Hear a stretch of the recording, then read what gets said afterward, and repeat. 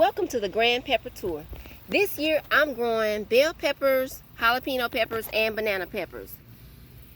This is the bell pepper plant. Things are looking up. It's a really nice size one.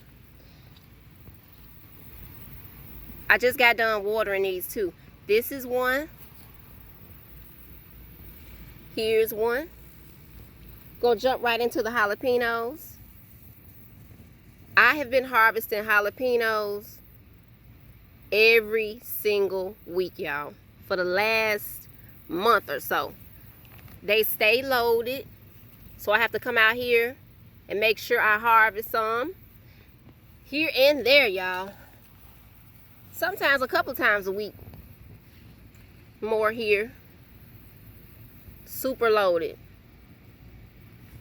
Here's the second jalapeno plant, and we got several peppers growing on here as well. It's about time to harvest this one. Let's see. Alright, so now we're gonna move on down to the banana peppers. Whoa, I gotta harvest this today. This thing is huge, y'all. It's literally as long as my hand. So yeah, these are growing pretty good. Look at this tiny one right here. It's green now, but soon it's gonna turn yellow like this. Looking pretty good, y'all.